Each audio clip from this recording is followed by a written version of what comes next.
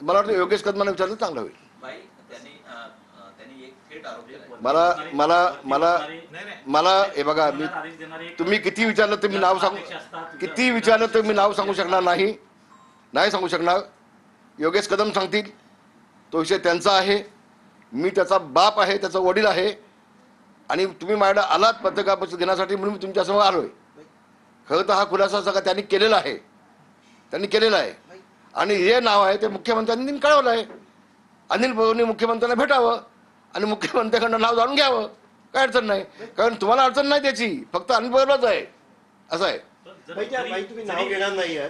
जरी मला काय म्हणायचं आहे, जरी आदेश दिला गेला असला एखाद्याकडून, तर त्यामध्ये असा प्रश्न होतो की तो आदेश मानणं गरजेचं आहे. एखादा नाही, एखादा माणूस नाही तो, लक्षात घ्या. अनिल परबांनी थेट जो आरोप केलाय तो असा होता, पत्नी जळाली की जाळली. तुम्ही म्हणताय तिघे जण होता, तुम्ही बायको. हे बघा, आता मी सांगतोय ते खोटं आहे. माझी पत्नी येऊन प्रेस समोर सांगते ती खोटी आहे. आणि अनिल परब सांगतो ते खरं आहे. कोण अनिल परब? ती अण्णावची घटना दे ना, मग समोर घे ना. माझी पत्नी जशी मीडिया समोर आली, जे विटनेस आहेत ना त्यांना त्यांनी मीडिया समोर आणावं. माझा दावा आहे, हे कोर्टच आहे ना, मीडिया हे कोर्ट आहे ना. अरे बाबा, कोर्टासमोर त्यांनी आलं, मीडिया समोर आणावून त्याला कोण विटनेस त्यांना. मी अतिशय जबाबदारी बोलतोय. दुपारची वेळ होती, दुपार 2ची वेळ होती, कोणी नव्हतं. मी भागणं आलो होतो, झोपलो होतो. माझ्यासाठी ती जेवण बनवत होती.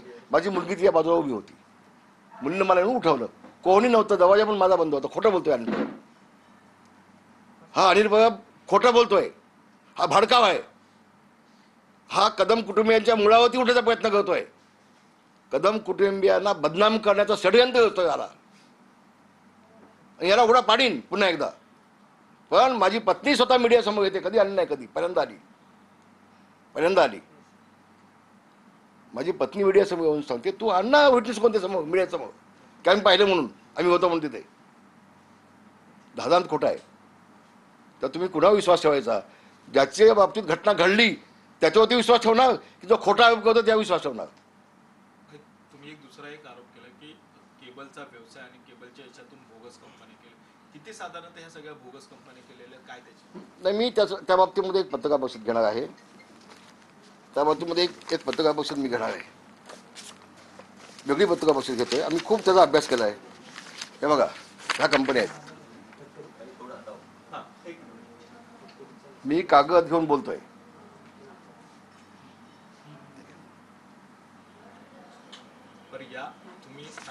मी वेगळी पत्रकार परिषद घेणार आहे. प्लीज ह्याच्यावर घ्या तुम्ही वेगळी. पण तुम्ही दुसरं प्रेमनगरच्या प्रकरणामध्ये तुमच्याकडे लोक आली आणि त्यांनी तुमच्याकडे मागणी केली की या सगळ्या संदर्भात चौकशी लागण्यासाठी तुम्ही प्रयत्न करा. तर तुम्ही स्वतः आता या सगळ्या प्रकरणामध्ये काही चौकशीसाठी? हे प्रकरण मी माननीय मुख्यमंत्री, माननीय उपमुख्यमंत्री, माननीय गृहराज्यमंत्री ह्या सगळ्यांना पाठवतोय.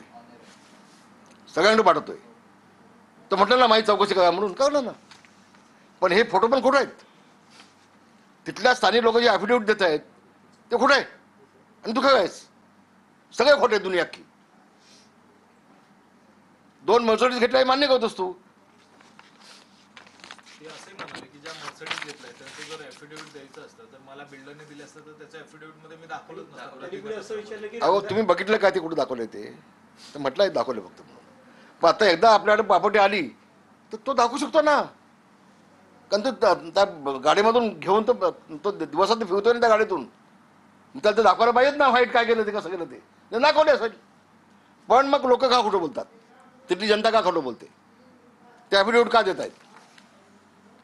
ते लोक पण खोटे का सगळे? 100 बुलेट वाटल्या, 100 बुलेट, 1-2 नाही.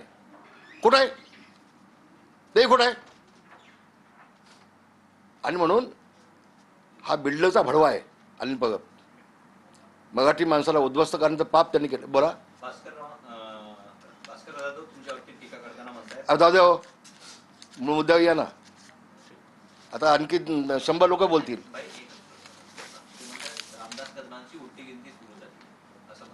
आता उलटी गिनती कुणाची सुरू झाली आहे? मतदारसंघात जाऊन बघा, त्याकडे कोण शिल्लक घालणार नाही माणूस. सगळी माणसं शिवसेनेमध्ये आली, जिल्हा परिषद सदस्य आले, प्रमुख लोक सगळे आले. आता शिल्लक कोण आहे त्याच्याकडे? आता भोपळा आहे त्या मतदारसंघात, त्याच्याकडे कोण नाही. तर उलटी गिनती त्याची चालू झाली की त्याची चालू झाली की. आणि उद्या जिल्हा परिषदला जेव्हा निकाल लागेल तर तुझा कायमचा निकाल लागलेला असेल. एक जिल्हा परिषदचा गट त्याकडे येणार नाही, एक सीट.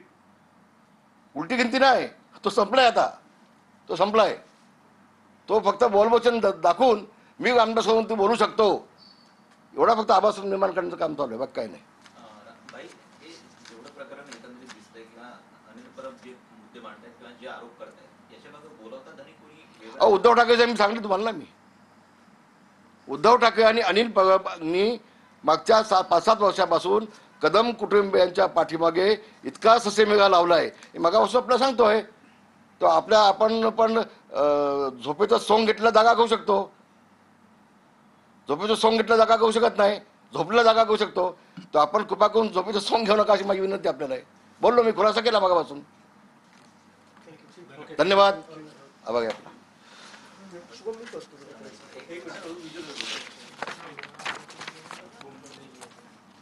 हे त्याला दाखवा एफिडेव्हिट, या प्रतिज्ञापत्र आहेत ना त्याला दाखवा, हे दाखवा त्याला, दाखवा बघा.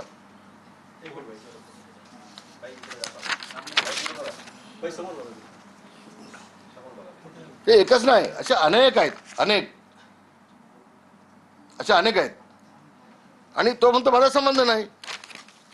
तो काय सांगतोय माझा संबंध नाही, माझा संबंध नाही. मग हे काय, हे काय मग,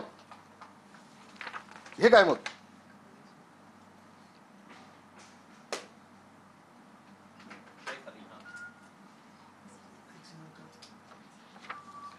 हे व्यासपीठावरती भूमिपूजन होतं त्या दिवशीचा फोटो आहे, त्याच प्रेमनगरचं.